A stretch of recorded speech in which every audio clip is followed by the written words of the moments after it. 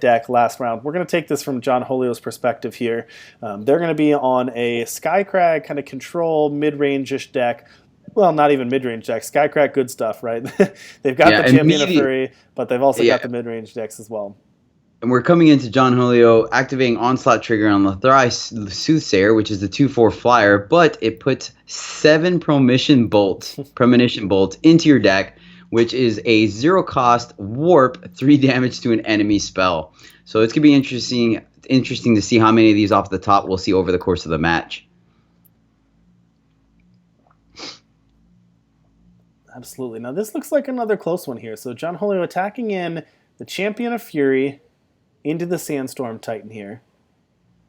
So obviously we see the burn them all to take out the Titan. They're valuing the strength of Titan, obviously, especially with a reckless unit in play. But how do you feel about leaving that back or trying to take out the loyalist, seeing that typically when you see a loyalist, it's going to be a value engine, whether you know the deck or That's not. true. I mean, the reckless unit really hurts there, right? Because you're going to lose the reckless unit. You're going to lose a unit no matter what.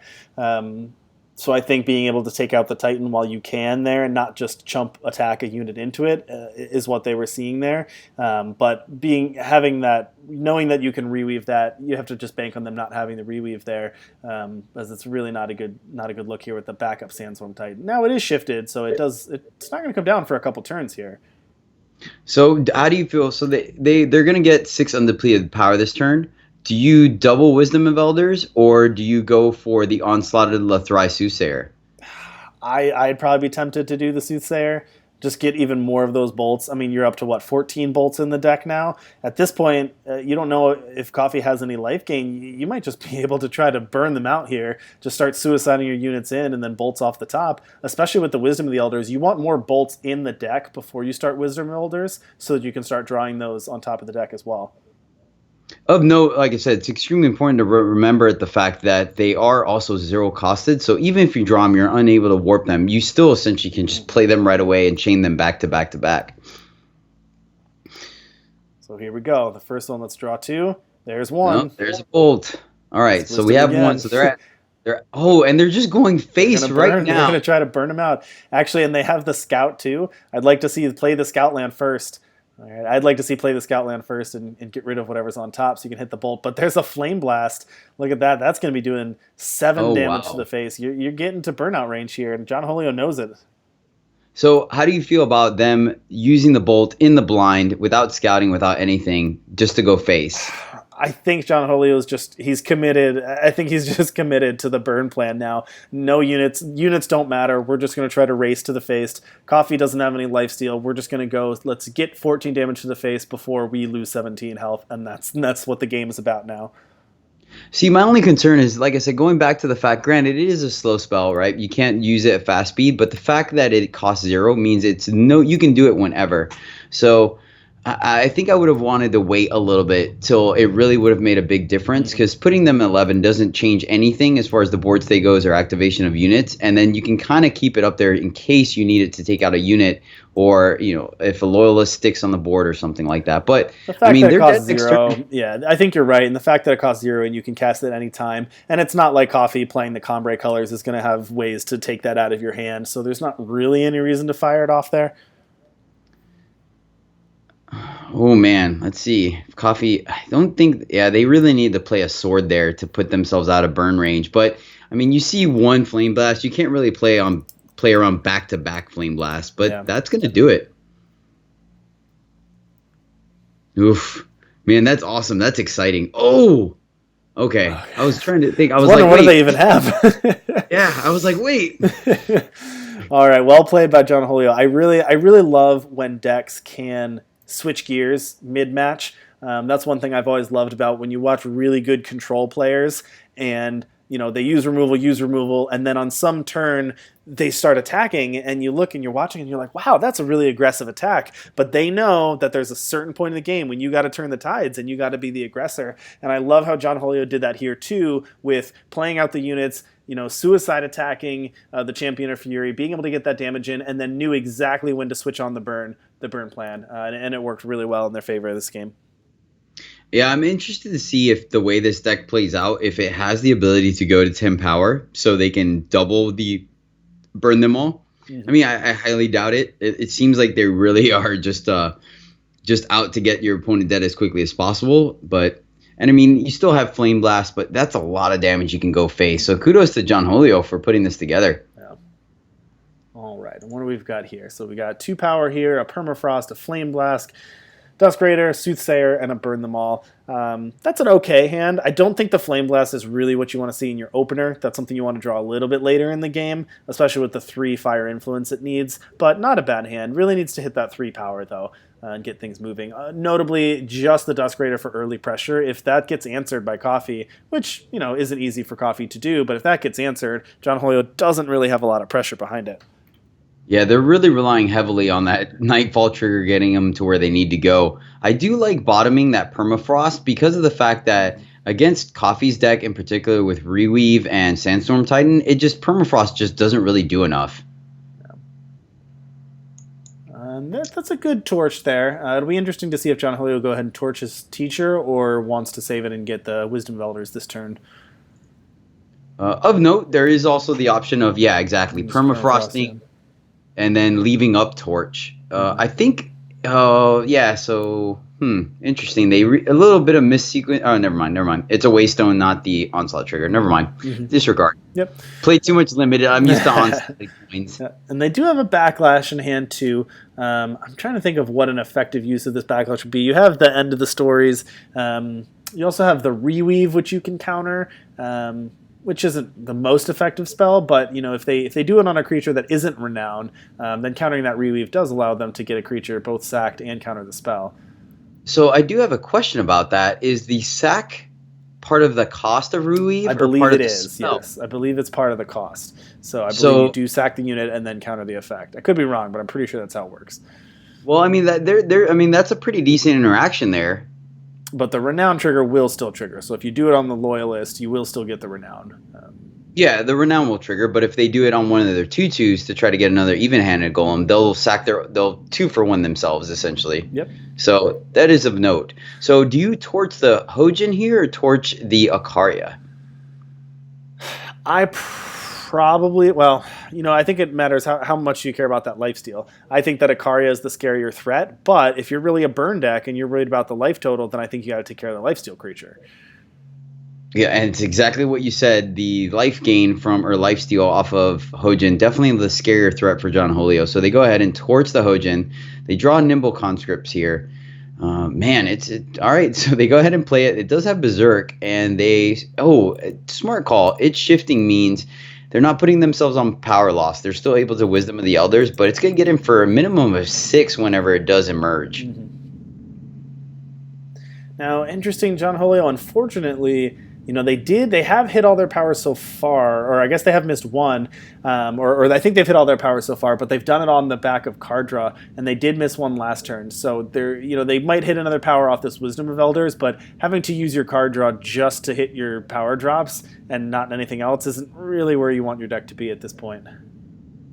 Yeah, the Combre decks are just so punishing when you fall behind on power. Ooh, luckily drew an Eclipse Dragon off the Wisdom Elders while Dusk Raider was still in play before it got killered down. Nice. So the Eclipse Dragon is going to have Berserk, so that's 8 damage in the air as well. So right now they have 8 in the air that can come down, as well as 6 on the ground with the Nimble Conscripts. So well played by Johnholio to do that in response to the killer, to be able to get that effect off the Dusk Raider before it hit the void. Ooh, they're going to go ahead and get good while the getting's there. And going in for 8, berserking it now. I guess the downside to that would be if Sandstorm Titan comes down. Other than that, there's nothing else that the Combre deck has that can tussle with the dragon and win in combat in the air. And the good thing is, Sword of Unity coming down, but the Backlash can counter the stand. It can counter the stand together. That's true. And then you also have the Flame Blast or the Burn Them All for the next turn. That's a crucial counter right there. That Backlash is going to be huge. Oh yeah. So Coffee now. They did gain the life. Johnholio also dropped to 8. There's a lot of pressure on the other side of the board here too. You're down to 8 already, and there's some power on the other side. Oh yeah, man, this is going to be close. This is going to be very close. I don't think Johnholio has any life gain in their deck. So They may now. Granted, remember they did berserk the dragon, so the dragon's not going to be able to stay back and block. So now the question is, do they burn them all, the Ikaria, or do they play the Soothsayer? Interesting. And they're attacking in. Now they do get the extra power. Interesting, the no block there on the Ikaria. They do get the extra power to be able to play the burn them all at instant speed. And actually, if you look at that, they can actually amplify it here because of the +3 power from the dragon. Ooh, this is going to be interesting. Yeah, and then Coffee went ahead and pre-combat played out his hand. So, Johnholio working with perfect information essentially right now as far as board state goes. They obviously didn't know what was in their hand. And yeah, like you said, burn them all, taking out the two biggest threats in the form of Ikaria with the sword and the Thrashing Duneworm. That was a great burn them all. Well played by Johnholio again. I've been very impressed by some of the decisions this game. Really smart to leave up that, use that +3 power to be able to amplify that burn them all. And that was pretty effective. That's still behind the clock a little bit. Both your units are reckless now, and you're at 6 health. So you're technically you're dead on board here. Now, obviously you have some things in hand and some other plays, but you gotta figure out how to survive to be able to kill a Coffee here. So, do you essentially are you going to run out the Dusk Raider here to have the additional blocker and trigger Nightfall to see 2 cards instead of 1, or do you Soothsayer and play Flame Blast on like the Ikaria or the Hoja to stop the lifesteal? That's a good question. I think what I do is attack first. Now, Coffee probably doesn't block with anything, but I think I attack first and see what Coffee does, and then that's a tough decision. I think you probably play out the Sooth. I think you want the flyer down. I think you play the Soothsayer with the Onslaught. Well, wait a minute. Can they just burn them out? Hold on. So it's 6 with the conscripts, 4 with the dragon. That's 10. Ooh. If Coffee decides not to block here, Johnholio can just steal this game and kill them with the Flame Blast in hand. They only have 1 power left, and I don't think that gives Coffee anything to do at fast speed. They don't have Defiance because, and Coffee, remember, is an even deck, so we know they can't do anything with 1 power. Is it how much would this Flame Blast be for? If they play the Waystone, it would be for 7. And they have 10 damage on board, so it's all about whether they block with Ikaria or not. This is extremely interesting. I mean, and the thing is, they have to because it has Berserk, or it has Reckless, so they might as well just swing and see what they do before they make another play. Yeah, if they hit with 10, yeah, that is lethal. I'm sure that's what Johnholio's counting up here, to be able to see if they can just finish this. Oh no, Johnholio just sent a message, says, my app is not responding. I'm on Mac and can't figure out how to force quit it. Oh no. Oh no, no. Well, now a PvP match is untimed, correct? So I don't think he will automatically lose the match. Oh yeah, we would have probably roped by this point. So yeah, I think you're right. Oh man, what a nail biter. What a time to lock up, right? Yeah, let me see if we can help. Oh man, that's pretty interesting. Yeah, it definitely, I mean, it took me a second. I wonder if I would have caught it in time, because right there you're definitely against the rope. So I was looking, I almost felt like it was automatic Soothsayer, but I think actually you would have to attack first, obviously, because there's no reason there's no reason to play anything prior to attacking. Then maybe we would have picked up like, oh wait, they're almost dead. All right, now Johnholio, this is live tournament, folks. So Johnholio did crash, but there is no time limit. So what we're going to do is we're going to let Johnholio restart his computer. He's going to reboot here, and he knows he has lethal. So we're going to let him reboot here and try to attack in for lethal. And we know that Coffee also can't do anything about it. So if Johnholio sees the play, then he's got lethal. So what we might do in the meantime is let me try real quick to see if I can pull up Johnholio's deck lists while we're looking at this. And then when Johnholio gets back, hopefully they can finish this match here. And yeah, looking at chat, which is interesting, kind of gutsy play, saying in chat that they know they have lethal because, I mean, you never know. Like, I think I would have kind of kept that a little close to the cuff till we surely sealed the deal, but...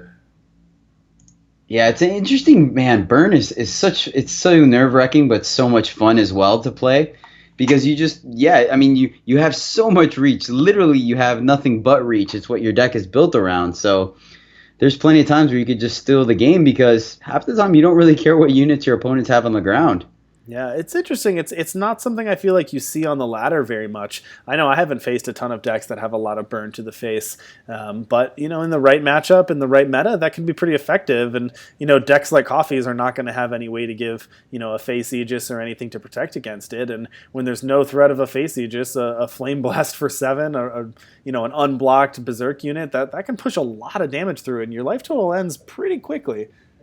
I think I saw a lot of it back when they revamped the Flame Blast and made it to where it was a 1-for-1 damage swap. I saw more burn on the ladder, but at that time, I don't think Vara was nerfed yet. So the fact that pretty much so many decks were running Vara and Rizon kind of negated the burn strategies. Yeah.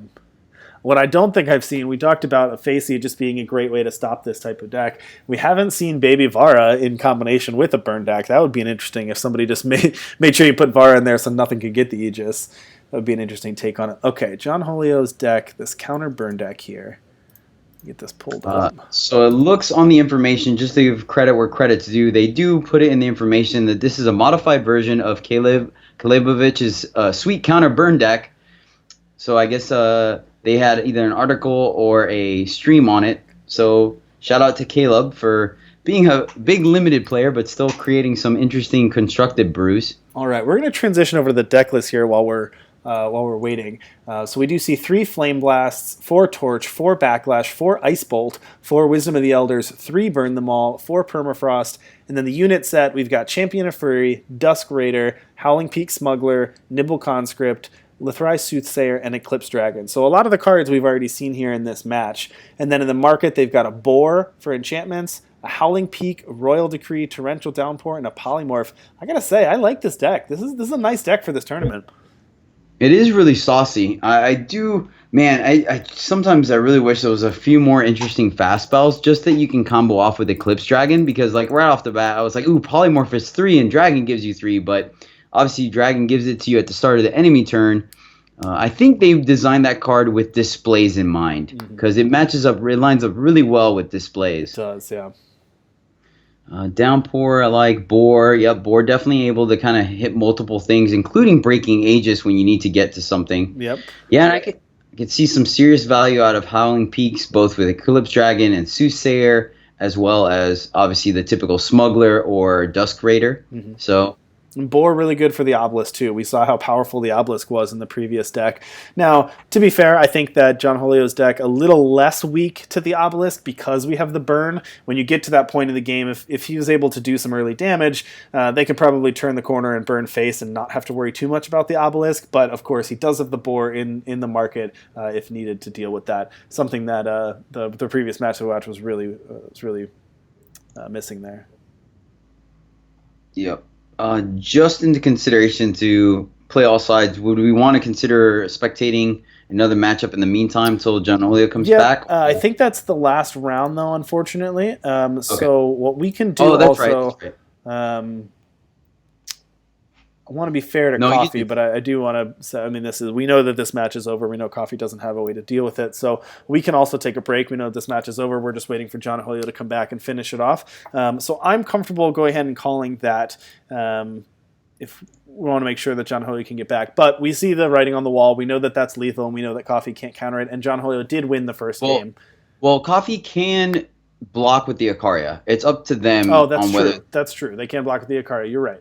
You're right. We don't want to call it too early. You're absolutely right. I mean, it is a chump block, but, I mean, you never know. Like, man, it's tough to say because, honestly, I feel like, I won't lie to you, a 15 does feel like a comfortable life total. That being said, though, the 10 damage is on the board, so they know they could be at a respective 5. And considering how they were burned out in Game 1, I think you do have to kind of respect that. You're absolutely right. Yep. I'm typically a conservative player, so I think I would chump block. Unless I'm able, let's see. So if they chump block, if Coffee has a power in hand, they have lethal on board. All right, there we go. Johnholio's back. Right, throws the face Aegis up first and attacks. So there we go. Moment of truth. Does Does Coffee chump block with the Icaria or not? It's going to be close. They do. They do chump block. Okay. They're going to take 6 to the face. They're down to 9, and Johnholio's got at least 7 damage in hand. So I think here you just run out both your units. There's agree. Bolting them to 2 is not dead. So you need to make sure you don't die on the crackback. Yep, you get all those bolts in your deck. You play the Dust Raider. Oh, and there's one on top. So you're going to take out the Hojin to get out the life. Yeah, That's yeah. Really smart. Really heads up play. I think that might have just been the nail in the coffin for Coffee here. The fact that their lifesteal is gone now, I think really made the big difference. Yeah. Oh man, that premonition bolt on the top is so good. Nice. Great effect there for Johnholio being able to fire that off on the same turn. We know that they have at least 7 damage in hand from the Fire Blast. Man, I gotta say we've been very lucky with some of these feature matches today. Yeah, we've had some really sweet ones in the first 2 rounds here for sure. All right, let's see what Coffee's got in hand. I mean, they're not dead. Well, I wonder what they can do. They can't. You need a Sandstorm Titan or some sort of removal to block the 2 flyers. But then even that, Johnholio's got 7 damage from the burn spell. All right, here's step 1. Draw some more cards. Yeah, but even the Shifted Titan's not going to do it. Or a Shifted Titan, I guess, allows... the effect still matters, so the Flyers still lose flying. Okay, Desert Marshal. Okay, that's step 1. Good call on them. I mean, the thing is, Johnholio just needs to do 1 point of damage. Yeah. And then the Flame Blast will seal. Yeah, power off the top one's it. Yep. Bolt on the next draw. There you go. That'll be power. There we go. That should be well played, Johnholio. Well played. Gonna go ahead and attack first. Don't think there's anything Coffee can do, but might as well just attack. I mean, a decent defense by Coffee there, for sure. Like, instead of drawing the extra cards and just getting the for sure answer. Yeah, and then Johnholio with the Flame Blast, sealing the deal, killing Coffee, and taking this